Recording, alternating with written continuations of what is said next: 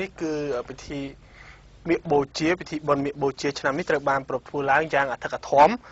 តាមទំនៀមទម្លាប់ព្រះពុទ្ធសាសនានៅភ្នំព្រះរាជទ្រព្យដោយមានការនិមន្តចូលរួមពីព្រះសង្ឃចំនួន300អង្គ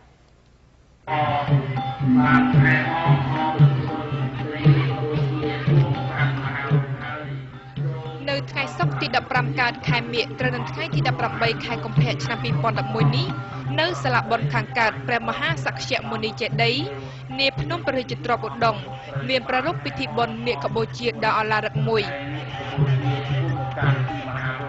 ស្ថិតក្រោមវត្តមានសម្ដេចព្រះសង្ឃរាជទាំងពីរគណៈរួមទាំងការចូលរួមដង្ហែពីសំណាក់មន្ត្រីអ្នកមុខអ្នកការតាជីដូនជីសិស្សានុសិស្សដ៏ច្រើនកកកផងដែរបាននាំមកជាមួយនៅគ្រឿងសក្ការៈបូជាមានផ្កាធូបទៀនដើម្បីឧទ្ទិសកុសលថ្វាយបូជាដល់ព្រះរតនត្រ័យនិងនមស្ការសមាទានសិលវេផុតប្រគិនព្រះសង្ឃនិងរាប់បាត់ឧទ្ទិសកុសលរំលឹកដល់គុណព្រះបរមគ្រូសូមសេចក្តីសុខសន្តិភាពដល់ព្រះរាជាណាចក្រកម្ពុជាក៏ដូចជាសូមសេចក្តីសុខចម្រើនរុងរឿងដល់ពលរដ្ឋខ្មែរទាំងមូល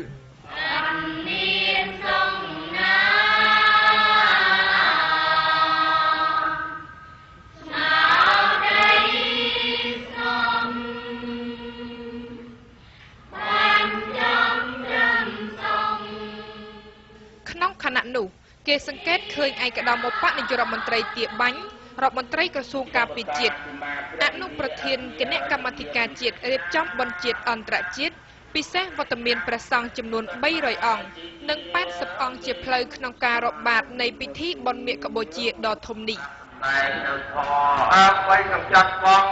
គួររំលឹកថាបុណ្យមៀកបូជាគឺជាបុណ្យមួយដ៏ធំសម្រាប់ជាតិខ្មែរដែលរាជរដ្ឋាភិបាលកំណត់ថ្ងៃពេញបរមីខែមិញសម្រាប់ថ្ងៃបុណ្យជាតិនេះហើយក៏ជាថ្ងៃបុណ្យខាងព្រះពុទ្ធសាសនាដែលជាសាសនារបស់រដ្ឋដែលមានតាំងពីរជ្ជកាលព្រះបាទសម្ដេចព្រះស៊ីសុវត្ថិមុនីវង្សនោះម្ល៉េះអត្ថន័យនៃបុណ្យនេះមានលក្ខណៈ4យ៉ាងទី1គឺពេលដែលជួបជុំគ្នាដោយមិនមានកំណត់2គឺថាព្រះអង្គទ្រង់មើលឃើញថាសុទ្ធតែព្រះអរហន្តតាគិណាស្រាប់ចង់ខ្ពស់ខ្ពស់3គឺថាជាថ្ងៃទិដ្ឋិពេញបរមី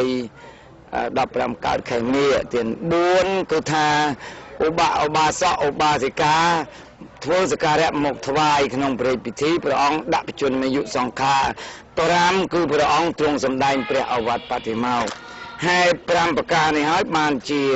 ពុទ្ធសាសនិកមន្ត្រីរាជការប្រពន្ធភាវៈតែងប្រារព្ធធ្វើសក្ការៈបូជាដល់ព្រះរាជពិធីនិងព្រះពិធីបុណ្យមៀកបូជានេះទៀតហើយនៃមួយទៀតគឺទ្រង់កំណត់ច្បាស់ថាអំណោយអំពីព្រះអង្គទៅមាននៅអគ្គដ្ឋាន5យ៉ាងគឺ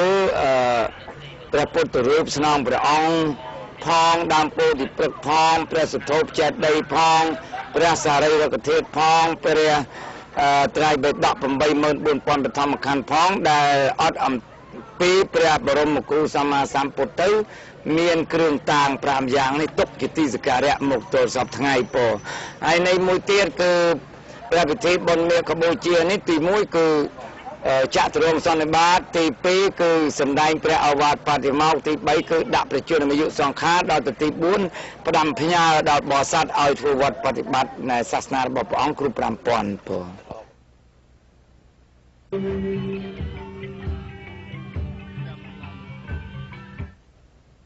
បាទជាបន្តយើងចង់ដឹងថាហេតុអ្វីបានជាមាន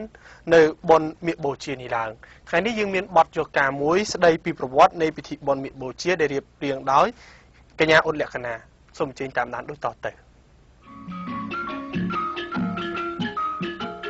រៀងរាល់ឆ្នាំនៅក្នុងថ្ងៃមៀកបូជា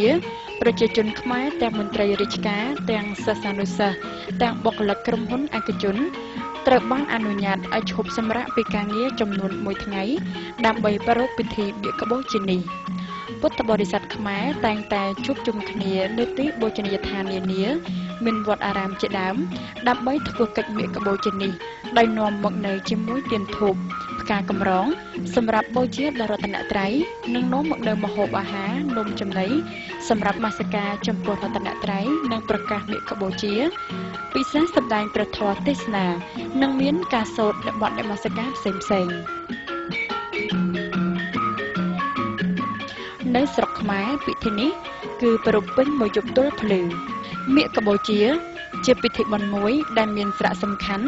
និងជាពិធីបុណ្យធំមួយក្នុងចំណោមបុណ្យធំៗរបស់ពុទ្ធសាសនាដែលរួមមានមគ្គបូជាវិសាខបូជាអាសត្តបូជានិងបុណ្យបវារណាឬបុណ្យចេញវស្សាពិធីនេះត្រូវបានពុទ្ធសាសនិកទូទាំងពិភពលោកប្រារព្ធបដិបត្តិដែលឡើងនៅក្នុងប្រទេសកម្ពុជាដែលព្រះពុទ្ធជាសាសនារបស់រដ្ឋបានប្រារព្ធពិធីមគ្គបូជានេះយ៉ាងអធិក